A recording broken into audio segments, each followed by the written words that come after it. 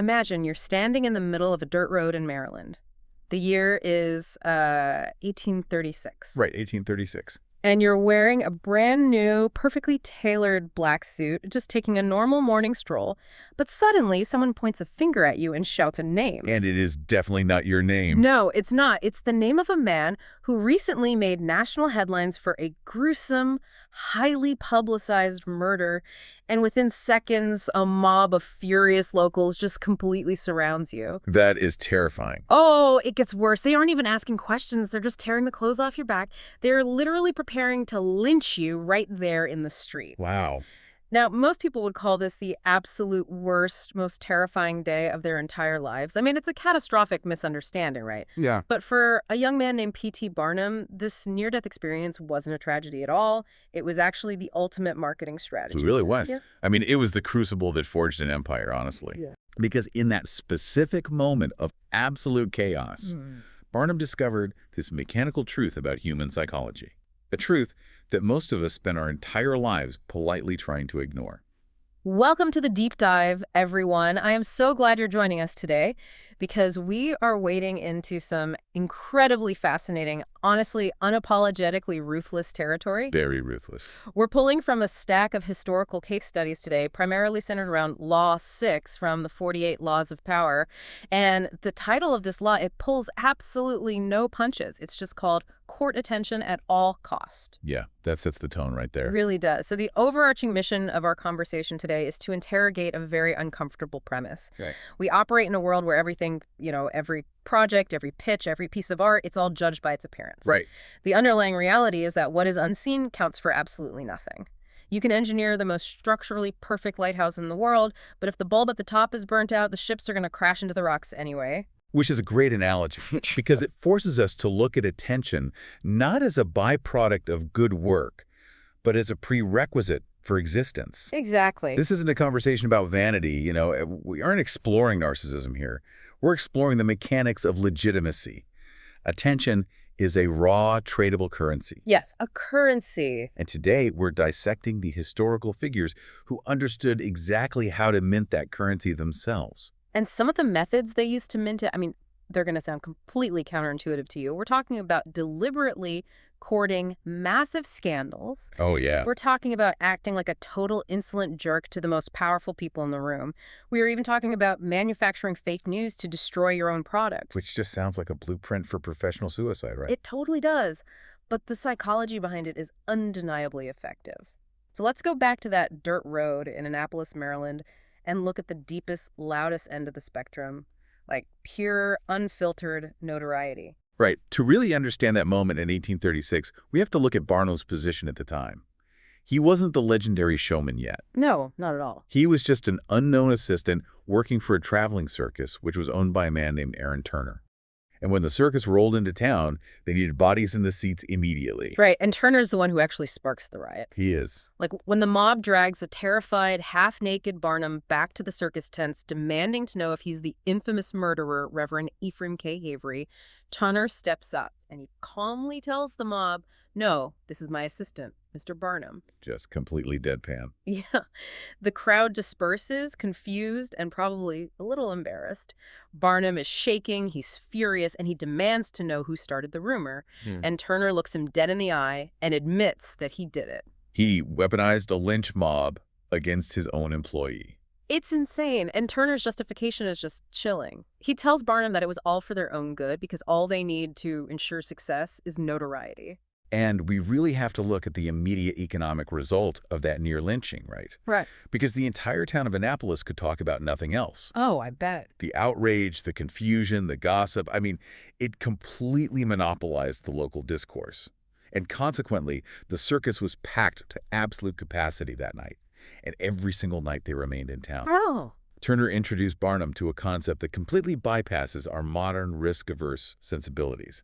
He showed him that every crowd has a silver lining. Okay, but I have a really hard time squaring that with any logical business strategy. How so? Almost getting murdered by a vigilante mob seems like a horrific miscalculation. Is there no line between attention and absolute disaster? Because being chased down the street doesn't sound like a silver lining to me. It sounds like the end of your life. Well, it seems like a miscalculation only if you evaluate the attention based on its moral quality. Okay. But human attention, at its core, is entirely agnostic. It just doesn't care if you are a saint or a monster. At the very beginning of a career, or like the launch of a new venture, the quality of the attention, whether it's overwhelmingly positive or violently negative, is functionally irrelevant. Really? Completely irrelevant. Yes, the only metric that actually matters is the existence of the crowd. So the crowd itself is the asset, regardless of why they even gathered in the first place. Precisely. Let's look at this through the lens of evolutionary psychology for a second. Hmm. Human beings are profoundly social creatures, and honestly, our brains are incredibly lazy. Fair enough. We constantly look for mental shortcuts to determine what's important in our environment. If you see one person staring blankly at a brick wall, you just ignore them. Sure. But if you turn a corner and see 200 people staring in dead silence at that exact same brick wall, you will find yourself physically compelled to stop and look. You literally cannot help it. Oh, totally. I'd have to know what they're looking at. Right. Your brain assumes that the collective focus of the group signifies either a threat or an opportunity. This is essentially a heuristic, a survival shortcut. And Barnum realized that a town, talking about a near lynching, is a town whose collective cognitive bandwidth is completely captured by the circus. Wow. The outrage was merely the vehicle. The destination was the ticket booth. He realized that visibility overrides morality in the marketplace. That is just wild. So Barnum internalizes this lesson. He eventually leaves Turner and goes solo to open the American Museum in New York City. Yes. And this brings us to one of the most brilliant manipulations of human curiosity I have ever heard of. The story of the Brick Man. Oh, it is an absolute masterclass in engineer disruption. So Barnum is walking down the street in New York, and a beggar asks him for a few coins. But instead of handing over spare change, Barnum offers him a job. Very strange job. Yeah, he takes the beggar back to the museum, hands him exactly 5 standard clay bricks, and gives him a set of hyper-specific instructions. The beggar is to walk a designated circuit of several city blocks, and every few dozen yards he has to lay 1 brick down on the sidewalk. Right. He must always keep 1 brick in his hand. On the return trip, he has to pick up the brick on the street and replace it with the one he is holding. It's just a completely nonsensical, repetitive physical loop. Total nonsense. But it gets better. Once the beggar completes the circuit, he is instructed to walk directly into Barnum's museum, stroll through the exhibits, exit through the back door, and begin the bricklaying circuit all over again. Now, the physical action is strange, sure, but the real psychological trap lies in the behavioral constraints Barnum placed on this man. Right, the rules. Barnum explicitly ordered him to maintain an incredibly serious, almost somber facial expression. And most importantly, he was absolutely forbidden from speaking. He could not answer a single question from anyone. So if someone taps him on the shoulder and asks, "Hey buddy, why are you moving these bricks?" he has to just stare straight ahead and keep swapping bricks. Exactly. But why is the silence the linchpin of the whole operation?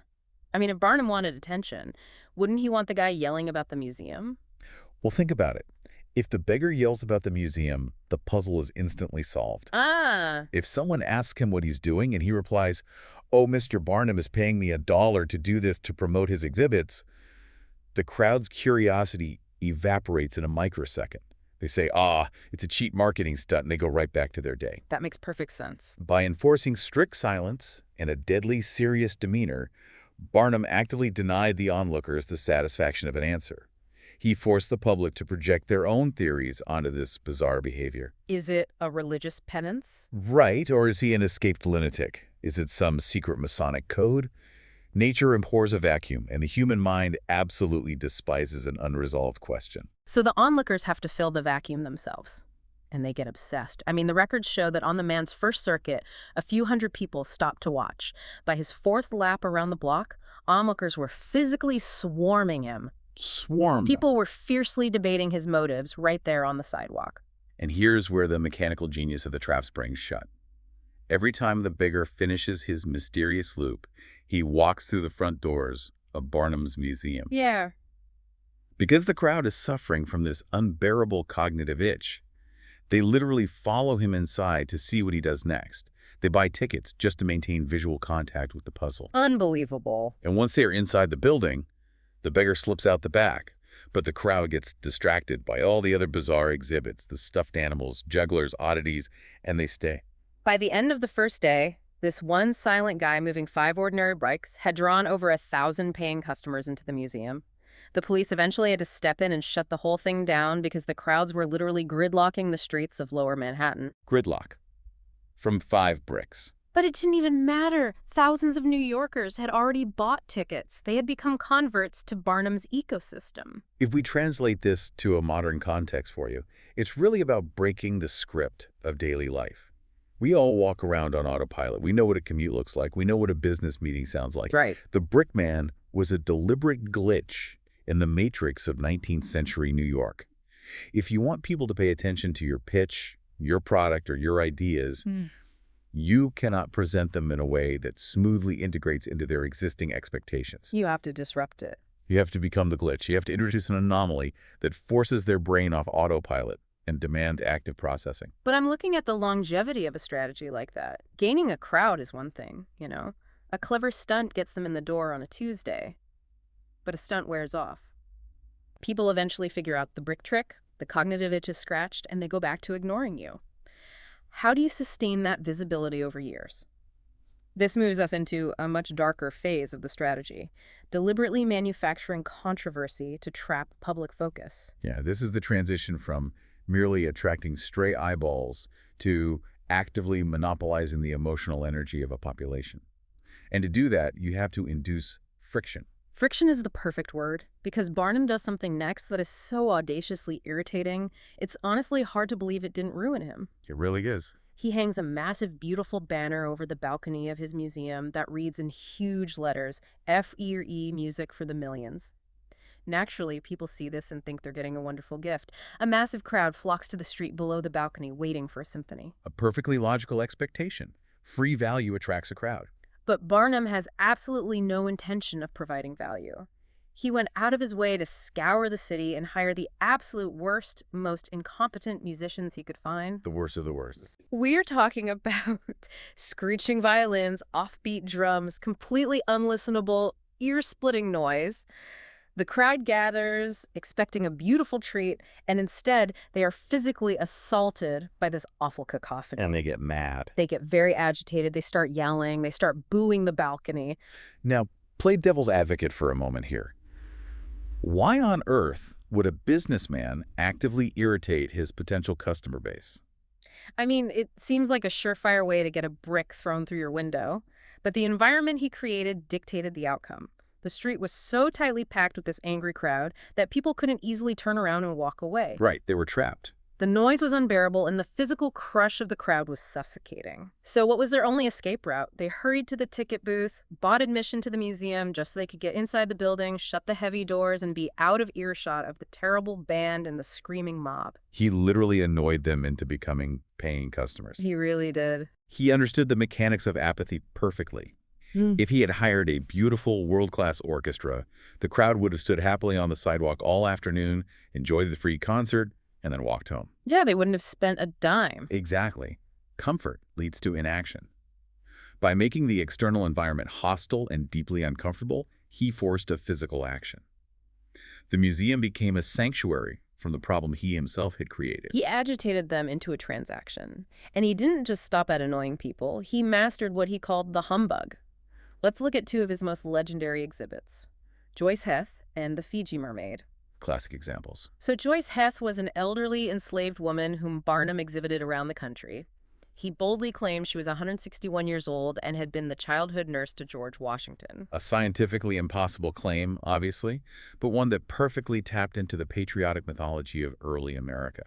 And initially, it drew massive crowds. Right. I mean, everyone wanted to see the woman who diapered the father of the country, but inevitably, the novelty wears off. After a few months, ticket sales inevitably start to slump. As they always do. Right. A normal promoter at this point would pack it up, count his profits, and look for the next act.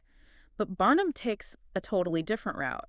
When the crowds dwindled, Barnum sat down at his desk and wrote a series of anonymous letters to the leading newspapers. This is where it gets brilliant. In these letters, he claimed that Joice Heth was a complete fraud. He wrote that she wasn't even a human being. that she was an automaton, a mechanical doll made out of whalebone, India rubber, and hidden springs. He publicly accused himself of running a scam. Which is a profound realization of the core philosophy here. Yeah. Barnum recognized a fundamental truth about public perception.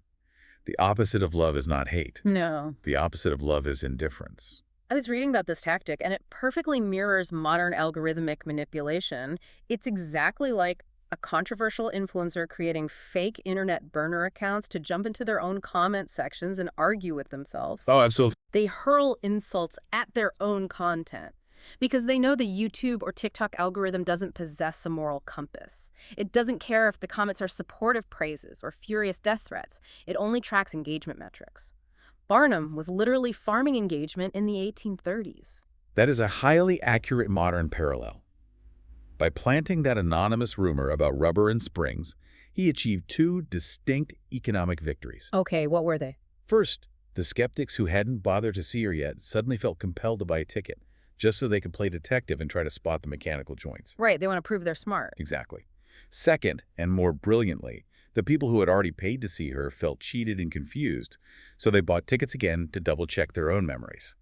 By attacking his own product, he doubled the lifespan of his market. He weaponized skepticism. And he refined this exact playbook in 1842 with the Fiji Mermaid. So he buys this grotesque carcass from a sailor. It's essentially the torso of a juvenile monkey crudely stitched to the tail of a fish. It sounds horrific. It's ugly, it's obviously fake, and if you just put it in a glass case, people would laugh and walk right past it. So he doesn't put it on display. Months before the exhibit is even scheduled to open, he starts planting anonymous articles in newspapers across the country detailing the scientific discovery of a mermaid in the South Pacific. He's building the lore. Yes, he sends out beautiful, romanticized, woodcut prints of mythical, alluring mermaids to the press. He was priming the pump of public consciousness. He manufactured a massive national debate about the existence of mythical creatures before the product was even available for consumption. Yes. As the historical record notes, a few months prior, nobody in America was thinking about mermaids. It just wasn't in the zeitgeist. But Barnum sparked this fierce, highly visible debate among experts and journalists. So they did the marketing for him. Exactly. So by the time he finally pulled the curtain back on this ugly, dried-up monkeyfish, it didn't matter that it was grotesque. Crowds absolutely flooded the museum in record numbers just to see the physical center of the controversy they had been reading about for months. If we synthesize these tactics, right, the noise, the self-slander, the manufactured debates, we arrive at the absolute bedrock rule of this segment. Never let attention veer toward competitors. Never. Barnum knew that public attention is a strictly finite resource. A citizen only has so much cognitive bandwidth in a day. If the public was furiously debating whether Barnum was a complete fraud, they weren't thinking about the rival museum 3 blocks down the street. That's a great point. He welcomed being called a humbug. In fact, if a newspaper critic reviled him with particular venom, Barnum would ensure that specific critic was personally invited to his next opening and given the absolute best seat in the house. He rewarded the people who hated him most. Because a vocal hater is infinitely more valuable than a silent admirer. Slander keeps you in the spotlight. Negative attention still requires the public to focus their eyes on you. It perfectly encapsulates this incredible, slightly disturbing ancient Indian fable that was highlighted in the research. The story of the wasp and the prince. Oh, yes, this is a powerful one. There is a wasp named Pintail, and he is suffering from this agonizing desire to do some deed that will make him forever famous. He doesn't want to just build a nest and die. So he flies into the king's palace, finds the little royal prince asleep in his bed, and stings him maliciously. And chaos ensues. Total chaos. The prince wakes up screaming in agony. The king and the royal guards rush in. The wasp doesn't flee. He keeps stinging the prince. The guards try to catch the wasp with their bare hands, and they all get stung. The entire royal household rushes into the bedroom. The city goes into an absolute uproar. All commerce and business are suspended. Over one wasp. Over one wasp. And the wasp, right before a guard finally crushes it to death, says to itself, "A name without fame is like fire without flame." There is nothing like attracting notice at any cost. It's a chilling narrative, isn't it? Very. It strips away all of our polite socialization and highlights an innate, deeply destructive human urge. The wasp willingly traded its own life for a single moment of absolute, undivided attention. It paralyzed an entire civilization just to be seen. It's the purest manifestation of the idea that being unseen is a fate worse than death.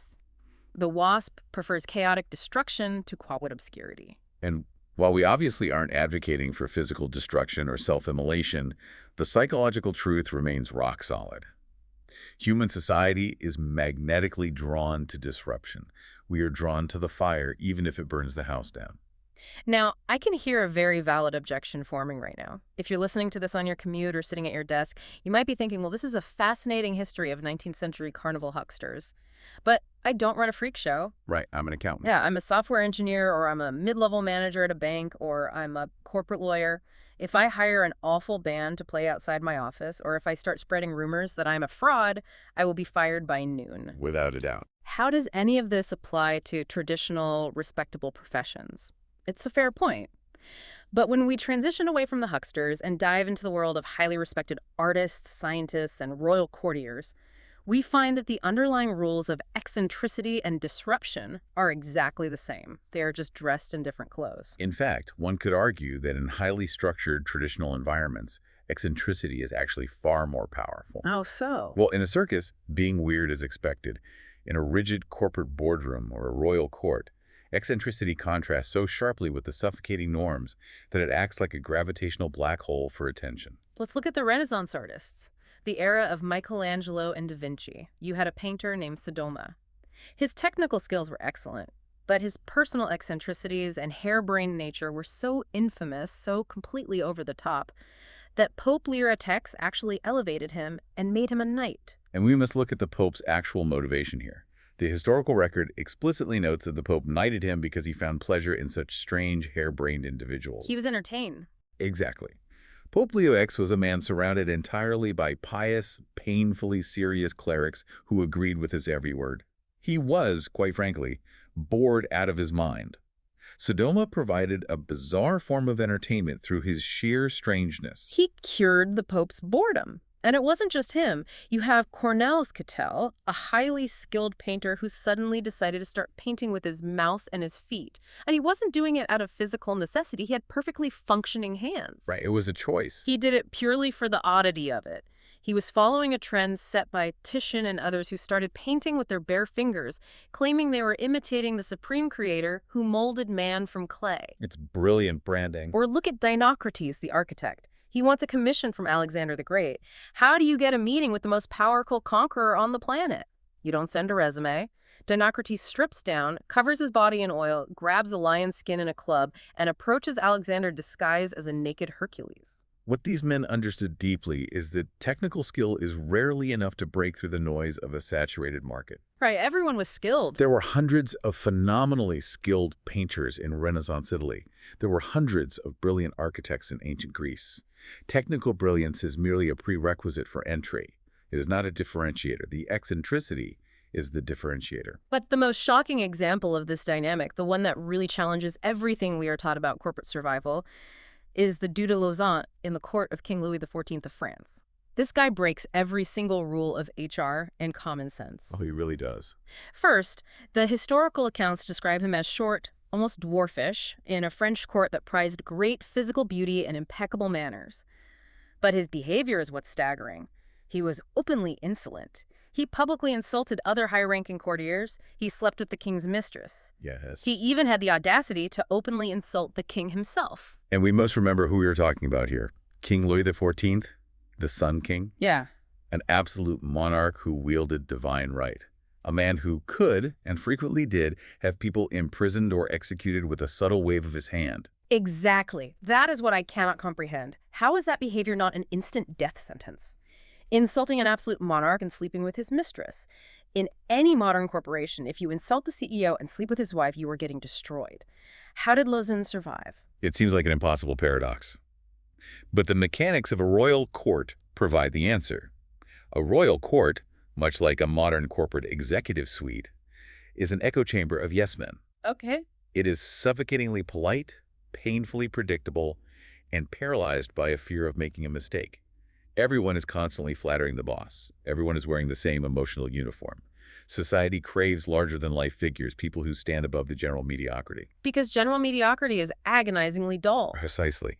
In an environment composed entirely of beige walls, a splash of neon pink is intoxicating. I love that image. Lazoon's strangeness, his sheer unadulterated audacity, attracted attention because it broke the agonizing monotony of court life. Louis XIV was actually beguiled by the Duke's eccentricities. He liked him. He did. The king found himself unable to bear Lazoon's absences from the court. If your quirk is enthralling enough, if your disruption is entertaining enough, people in power will keep you around. They will actively protect you from the consequences of your own insolence simply because you cure their boredom.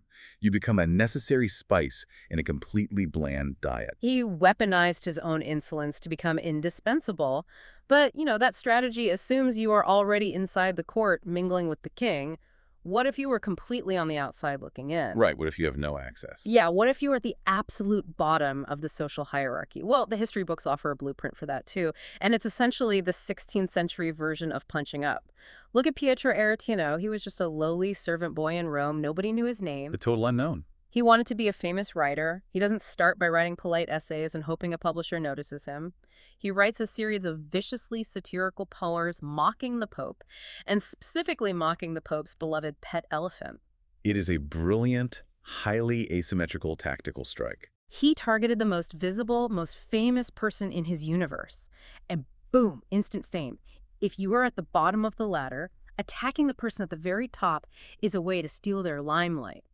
You force them to acknowledge you, and their massive visibility instantly becomes your visibility. It's a forced transfer of social energy.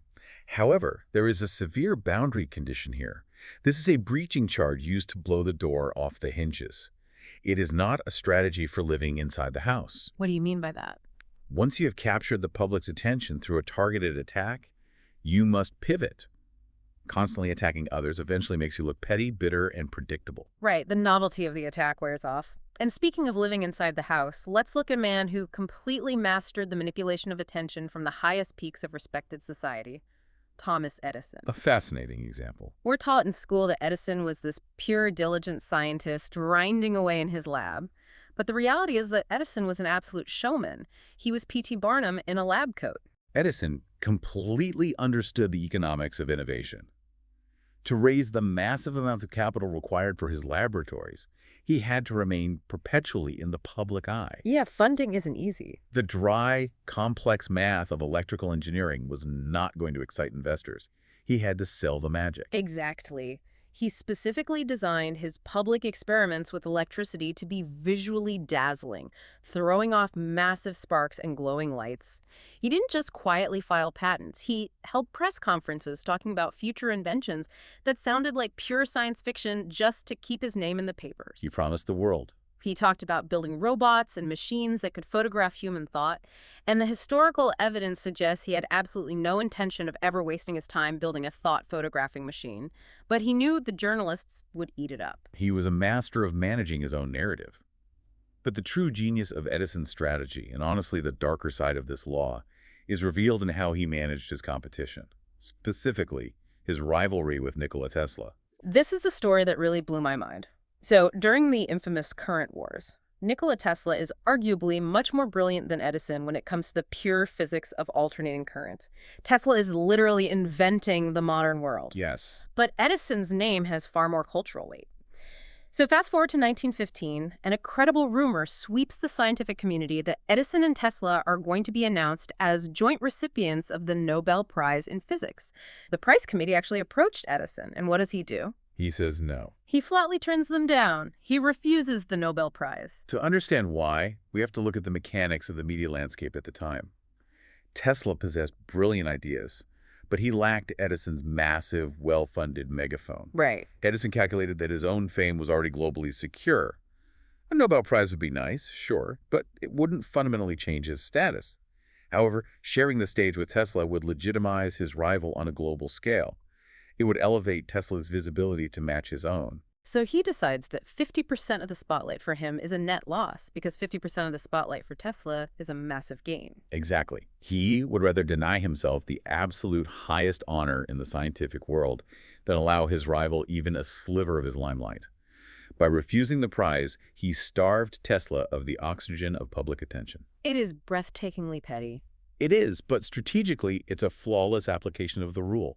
Never let attention veer toward competitors. Breathtakingly petty, but strategically flawless. But there is an inherent danger in being the biggest name in the room. Once you have the limelight, you can't just rest on your laurels. The public is fickle and they get bored easily.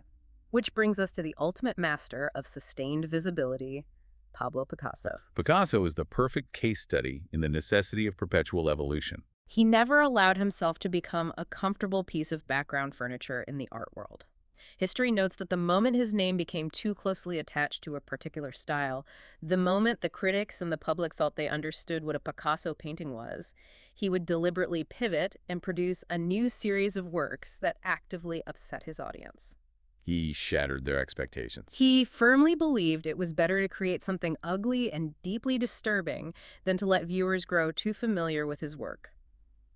I really want to unpack the specific insight here, because it touches on a very deep psychological vulnerability. The insight is this: people feel superior to the person whose actions they can predict. Oh, that's interesting. Think about the mechanics of a relationship or a rivalry. If I know exactly what you are going to say in a meeting, or if I know exactly what kind of art you are going to produce next year, my brain has categorized you. I have mastered you in my mind. You figured me out. Right. I no longer need to expend cognitive energy thinking about you. You hold no surprises, and therefore you hold no power over my attention. It's like a muscle. If you go to the gym and lift the exact same weight using the exact same motion every single day, the muscle eventually stops growing. It adapts. Picasso treated his audience's attention like a muscle. He did? He constantly shocked the muscle. By playing violently against expectations, he maintained absolute control. Every time the critics thought they had him neatly categorized in a box, he broke the box. He forced the world to continually renegotiate their relationship with him. He remained a puzzle they could never quite finish solving. Which provides the perfect bridge into the second half of this philosophy, because up until now, we've been exploring the mechanics of being loud. Barnum's screaming bands, Aretino's vicious insults, Edison's dazzling electrical sparks, Picasso's disturbing shifts. Loud strategies. But what if you don't want to be the center of a chaotic circus? What if you are naturally introverted or your corporate position simply doesn't tolerate scandalous behavior? The historical playbook pivots here to a completely different, but arguably much more powerful mechanism for courting attention: the seductive power of mystery. This is the transition from the blinding heat of the limelight to the magnetic, irresistible pull of the shadows. And the ultimate historical embodiment of this strategy is the invention of Mata Hari. I want to spend some time painting the picture of her arrival in Paris because the context is everything here. It's 1904. A young woman named Marguerite Zell arrives in Paris, escaping an abusive marriage.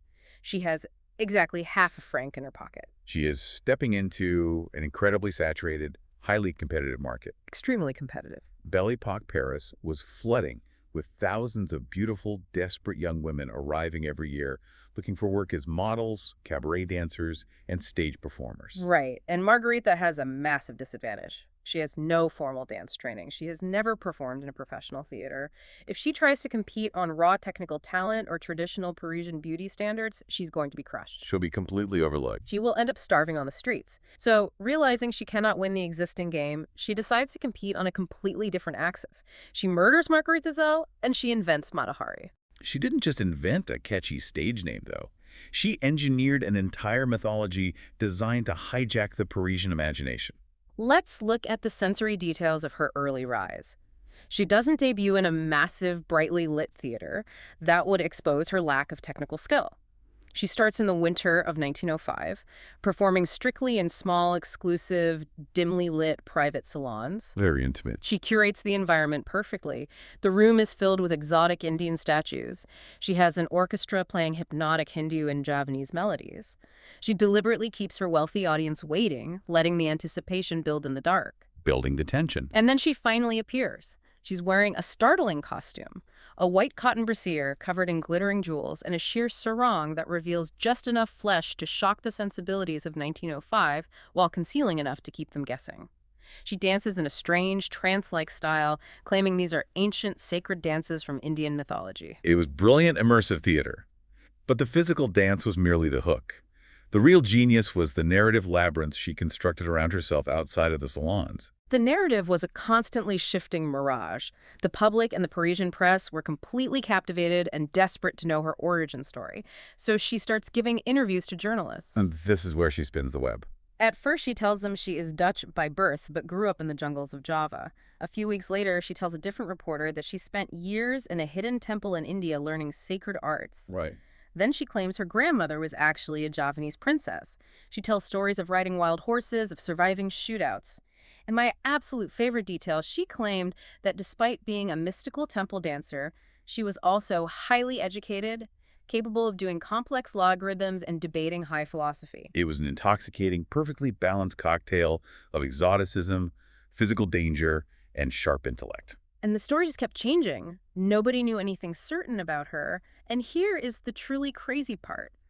The journalists realized her story kept changing, and they didn't care. Not at all. They ate it up. They actively participated in building the myth, comparing her to an Eastern goddess. By August of 1905, when she finally agreed to perform in a massive public theater, her mere presence literally sparked a riot. She became a cultural obsession. Now we have to zoom out and ask the structural question here. Why? Why did a highly sophisticated, cynical city like Paris fall completely head over heels for such an obvious contradictory fabrication? Why did they buy it? There is a brilliant philosophical insight underlying this. Historically, for thousands of years, the human world was a terrifying, deeply unknowable place. Diseases swept through villages without explanation. The weather was capricious and deadly. The dark forests were full of predators. Right, it was scary. Because we couldn't understand these forces, we reimagined them as myths. We populated the darkness with spirits and gods. We relied on magic to make sense of a chaotic world. Exactly. But over the centuries, the rise of science, reason, and industrialization systematically illuminated that darkness. Right. We discovered germ theory. We mapped the continents. We understood meteorology. The world became vastly safer and more comfortable, but it also became intensely banal. Boring. The magic and the myth were violently squeezed out of daily life. The dark corners were flooded with fluorescent light. Therefore, when a person walks into that brightly lit, predictable, boring modern world and actively wraps themselves in enigma, we are magnetically drawn to them. Deep down, the human psyche secretly craves the unknowable. We want to believe there is still magic out there. It's profound. We want the myth more than we want the truth. And the irony of Mata Hari's story is just staggering, because when the truth finally came out years later, Mata Hari was not from the jungles of Java. She wasn't an Indian princess. She didn't have a drop of Eastern blood in her veins. No. She was from the incredibly stolid, flat, boring northern province of Friesland in Holland. She was just a regular Dutch girl. Which definitively proves the central thesis of this strategy. Mystery is not a genetic trait you were born with. It is a manufactured aura. It is a highly tactical decision to withhold information. It's referred to as the dance of the veils. The power doesn't come from what you eventually show the audience. The power comes from the psychological act of concealing. What you hide heightens interest exponentially more than what you reveal. That's the secret. If she had walked into Paris and told the honest truth, like, "Hi, I'm Margaretha from Holland. I just left my husband and I made up a dance in my living room," no one would have given her a second glance. The vacuum of truth is what made her a global superstar. And this vacuum of truth, this engineered enigma, isn't just a parlor trick for exotic dancers in Belle Epoque Paris. The historical record demonstrates that mystery is a highly versatile, devastatingly effective weapon. It is a tool utilized for high-stakes financial deception, for political leadership, and even for psychological warfare. Exactly. Let's look at how to deploy silence and confusion tactically in the real world. We move from Mata Hari to a man named Count Victor Lustig. He was widely known as the aristocrat of con artists. A legendary figure. And what makes Lustig so fascinating is that he didn't use loud, flashy, Barnum-style cons. He didn't yell. He used subtle oddities. He weaponized the subtle anomaly to hijack the cognitive load of his victims. Picture this scenario. Lustig arrives at the most expensive, exclusive hotels in Europe. He rolls up to the entrance in a massive limousine driven by a Japanese chauffeur. Now, in that specific era of Europe, No one had ever seen a Japanese chauffeur before. It was completely unheard of. Instant curiosity. Instantly, before he even speaks a word, he projects an aura of vast exotic wealth. He dresses in insanely expensive, perfectly tailored suits, but he always makes sure one minor detail is deliberately out of place. He might wear an obscure military medal that doesn't match his nationality, or a strange armband. It wasn't loud or tasteless, it was just odd. It is a visual puzzle. It forces the observer to ask a question they cannot answer. Why is this incredibly wealthy man wearing that specific ribbon? Right. And his behavior inside the hotel amplifies the puzzle. He would sit completely alone in the center of the bustling dining room, reading a massive, dense book, looking aloof but occasionally smiling to himself. Throughout the day and night, his chauffeur would bring him urgent-looking telegrams on a silver tray. And what does he do with them? Lustig would just glance at them, barely registering the information, and tear them up into tiny pieces with utter nonchalance. Which, as we know, were completely blank pieces of fake paper. He's just aggressively tearing up blank paper, but within days, the entire hotel, the staff, the wealthy guests, the aristocrats is abuzz. Everyone is whispering about this strange, phenomenally wealthy, mysterious man. They're hooked. And here's the tactical genius of his con. By giving them a mystery to solve, his targets were so busy trying to figure him out, they were so desperate to earn his attention and be seen in his company, that they dropped their guard completely. They didn't even notice they were being systematically robbed blind until he was already in another country. Lustig's enigma put his targets in a severely inferior psychological position. This is about cognitive resource allocation. How so? Well, human beings cannot tolerate an open cognitive loop. When you are presented with a compelling puzzle, an enormous amount of your brain's processing power is unconsciously dedicated to solving that puzzle. You lose your peripheral vision. You stop looking for threats. Wow, that makes a lot of sense. We see this exact same tactic mirrored in the art world by figures like Marcel Duchamp. Duchamp would release a piece of art, say very little about it, offer contradictory clues regarding its meaning, and then simply step back. He let the critics tie themselves in absolute knots, trying to sound smart explaining it, thereby doing all the marketing work for him. You make the audience do the heavy lifting. But mystery isn't just a tool for stealing money or selling avant-garde art. It is a fundamental mechanism for consolidating leadership and, frankly, for inducing sheer terror in your enemies. Let's look at political leadership, the history of Mao Zedong. Mao is a prime example of cultivating an enigmatic, deliberately contradictory image at the absolute highest levels of geopolitical power. The historical analysis points out that Mao had absolutely no problem seeming inconsistent. In fact, the contradictoriness of his actions and his public statements was a calculated strategy. It meant that he always retained the upper hand. No one, not his generals, not his political rivals, not even his own wife, ever felt they truly understood his ultimate intentions. The underlying logic here is about vulnerability. If your subordinates or your rivals can accurately predict your reactions, they can manipulate you. Right, they can game the system. Exactly. They can construct plans that circumvent your authority. By remaining an unreadable puzzle, Mao ensured that his inner circle was kept constantly off balance. They were perpetually anxious, endlessly debating what his next move might be. This deliberate opacity made his power seem limitless and larger than life. It's the Picasso strategy applied to running a nation. Stay unpredictable to maintain dominance.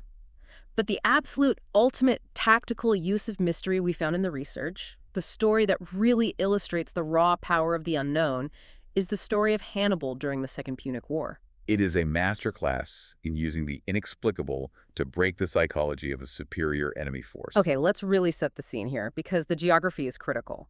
Hannibal, the legendary Carthaginian general, is marching his army toward Rome. But he makes a rare tactical error. His scouts lead his massive army into a swampy, marshy terrain. He has the sea to his back and steep mountains in front of him. He's trapped. He is physically trapped. The Roman general, Fabius, realizes this and immediately moves to block the only mountain passes that lead inland.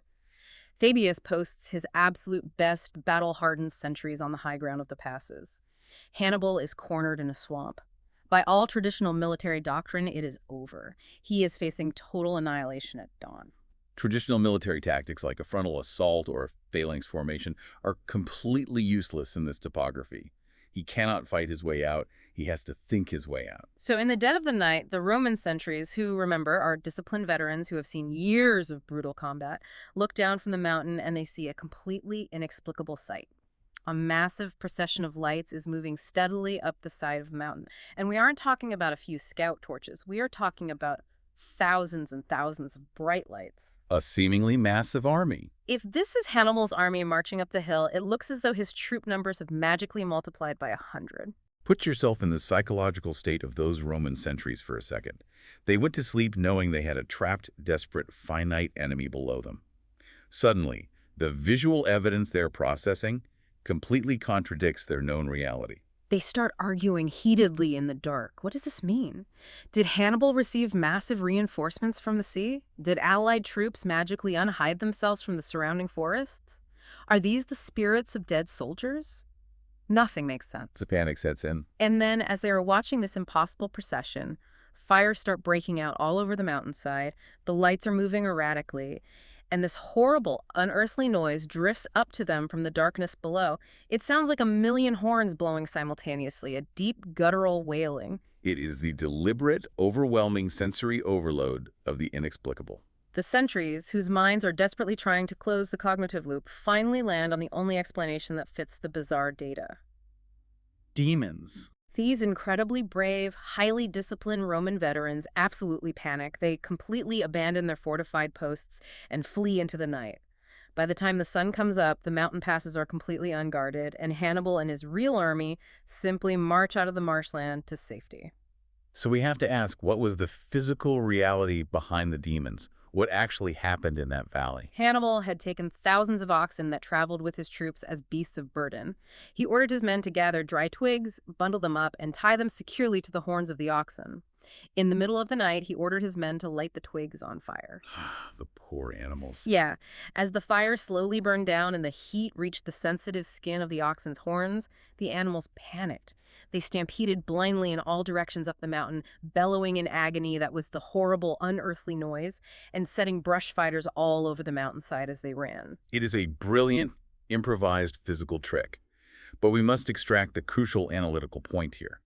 The key to Hannibal's success wasn't the physical danger of the fire itself or the volume of the noise. What was it? The key was the psychological puzzle.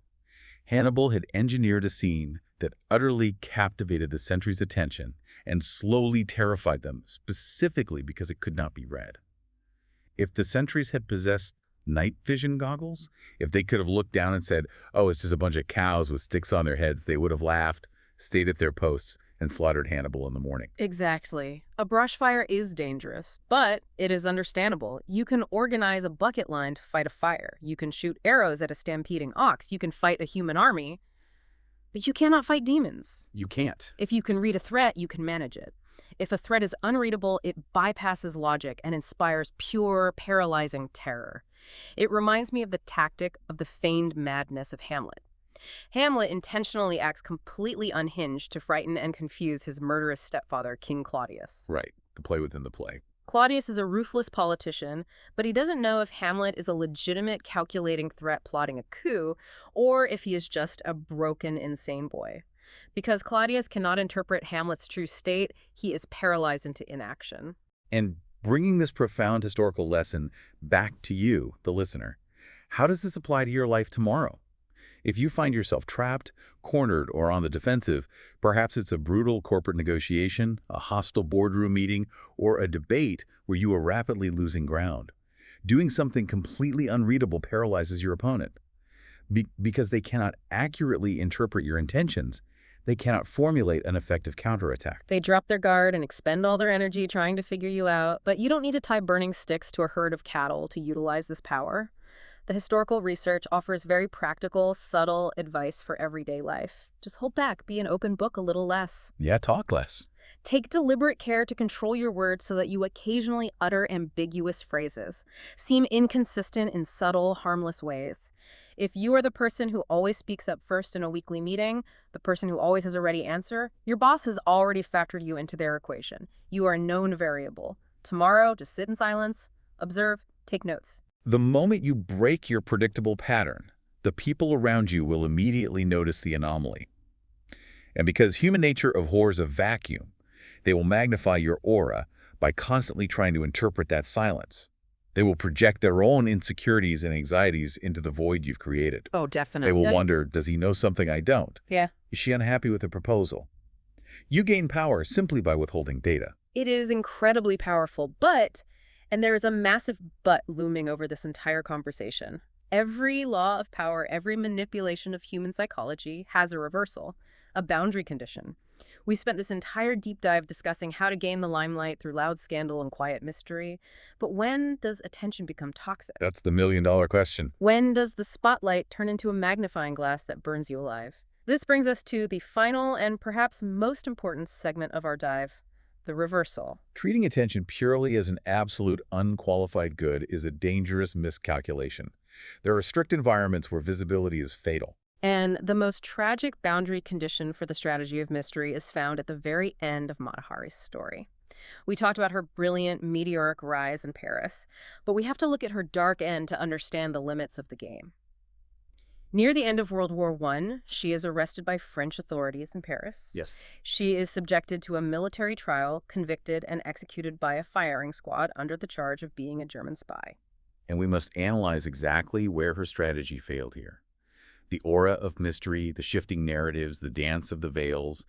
This strategy only works if the mystery appears to be a playful game. It must remain fundamentally unthreatening to the people in power. Right. Mata Hari took her fabrications too far, and she couldn't turn the machine off when the environment shifted. The historical consensus today is that the accusation that she was a master German spy was actually false. She was likely just a naive informant caught in a web she didn't understand. But at the time, in a paranoid, war-torn France that was losing thousands of men in the trenches, it was a completely reasonable presumption for the military authorities to make. Why? Because she had spent over a decade publicly building a reputation based entirely on endless, complex lies. She allowed her carefully cultivated air of mystery to slowly, inexorably transform into a reputation for pathological deceit. When you operate in an environment of extremely high stakes, like a global war or perhaps a severe corporate crisis or legal investigation, inconsistency is no longer viewed as alluring or exotic. No, it's viewed as nefarious. Exactly. The French authorities looked at her shifting stories and saw someone utterly incapable of telling the truth. Her own engineered enigma made her the perfect defenseless scapegoat for a nation looking for someone to blame. You have to possess the situational awareness to know when to pull back the veil. If the mystery stops being an entertaining puzzle for the audience and starts making them genuinely suspicious of your core motives, you are in mortal danger. But there's another, perhaps even more common, way to destroy yourself with attention. And it involved the cardinal sin of power dynamics, eclipsing the wrong star. This is the ultimate caveat of Law 6, and it requires a delicate understanding of hierarchy. The story of Lola Montez perfectly illustrates this fatal error. Lola Montez had absolutely mastered the art of attracting attention. She rose from a modest middle-class Irish background to become one of the most famous women in Europe. She became the lover of the brilliant composer Franz Liszt, and then, incredibly, she maneuvered herself to become the mistress and a highly influential political advisor to King Ludwig of Bavaria. She was a master of the game. She knew exactly how to play the game of visibility. But in her later years, her ego outgrew her strategy. She lost her sense of proportion. She became intoxicated by her own visibility. She forgot that her power was derived from the attention of others, not inherent to herself. Exactly. Fast forward to London in the year 1850. There's going to be a massive, highly anticipated performance of Shakespeare's Macbeth. Everyone who is anyone in upper-class English society is going to be in the theater. But most importantly, Queen Victoria and Prince Albert are making a rare public appearance to watch the play. The stakes are high. Now, the strict, unbending custom of the period demanded that every single citizen be seated in the theater before the Queen arrives. It was a physical, architectural demonstration of the social hierarchy. The Queen is the undisputed focal point of the nation. Everyone else is merely the audience. Right. So the aristocracy dutifully arrives early. The Queen finally enters her royal box. Everyone stands, applauds respectfully, and then sits down. The theater lights dim. The show is just about to start. The room is silent. But then, suddenly, a commotion breaks out. All eyes violently snap away from the stage and turn to a private box directly opposite Queen Victoria's. A woman steps out of the shadows, deliberately and loudly taking her seat after the Queen had settled. It's Lola Montez. A highly calculated, deeply aggressive theatrical entrance. And she looks absolutely stunning. She is wearing a brilliant diamond tiara on her dark hair. She has a massive, luxurious ermine fur cloak over her shoulders. And as the entire theater is whispering in amazement at her audacity, she dramatically stands up and drops the ermine cloak, revealing an incredible, low-necked gown of vivid crimson velvet. In that singular moment, she successfully hijacked the visual attention of the entire theater away from the reigning monarch. She won the battle of visibility. She stole the eyes of the room, but she completely lost the war. It backfired with devastating speed. The historical accounts note that the audience, after staring at Lola in shock, nervously turned their heads to gauge the reaction of the royal box. They saw that Queen Victoria and Prince Albert were deliberately, rigidly avoiding looking at Lola's box. The Queen simply ignored her existence. Well, that was the end of her. And because the Queen ignored her, the rest of fashionable London society instantly followed suit. For the remainder of the evening and the remainder of her time in London, Lola Montez was treated like a ghost. The Queen exercised her supreme power by denying Lola the very currency she was so desperately trying to steal: attention. By refusing to look, the Queen signaled to the rest of society that Lola was persona non grata. And it ruined her. After that evening, no one in fashionable society dared to be seen with her, lest they incur the Queen's wrath. All of Lola's magnetic powers were instantly reversed. People would literally cross the street to flee her sight. Her entire future in England, her social standing, her financial prospects, completely annihilated because of that one crimson dress and that one delayed entrance. It beautifully, if tragically, summarizes the dual warning of the reversal. First, never appear overly greedy for attention, because greed invariably signals insecurity, and deep-seated insecurity drives power away. But most importantly, absolutely never compete with the king or queen for the spotlight. If you are in the presence of someone whose power you depend on, whether that is your boss, your most lucrative client, or the literal Queen of England, you must suppress your ego, bow your head, and retreat to the shadows. You must actively reflect the limelight onto them. Stealing their light doesn't make you look powerful or indispensable. It makes you look like an ungrateful threat that needs to be swiftly eliminated. It is entirely about situational awareness. Court attention at all costs, yes, but only when you are the rightful center of the stage. If the cost of attention is the wrath of the person paying your bills or ensuring your survival, the price is too high. Exactly. Okay, we have covered an incredible, sweeping amount of historical and psychological ground today. Let's do a quick distillation of this journey. We started with the harsh but undeniable premise that in human affairs, what is unseen counts for absolutely nothing. Nothing at all. We saw through the near lynching and the brilliant brick-moving stunts of P.P. Barnum that attention is a raw, agnostic commodity. It can be harvested from outrage just as easily as it can be harvested from curiosity. We learned that human society inherently craves disruption, whether it's a Renaissance painter challenging religious paradigms by painting with his feet, or an insolent courtier insulting the king to cure his boredom, or Thomas Edison starving his brilliant rival of media oxygen. The world inevitably belongs to the conspicuous. And we saw how to weaponize the void through the seductive power of mystery. Mata Hari dancing in shifting veils of truth, Count Lustig hijacking the cognitive load of his victims by tearing up fake telegrams, and Hannibal terrifying seasoned Roman sentries with unreadable, flaming puzzles. You are left with two distinct paths. You must either burn brighter, louder, and weirder than the timid masses, or you must shroud yourself in a mystery they cannot help but try to solve. Both are powerful. And finally, we learned the fatal lesson of Lola Montez.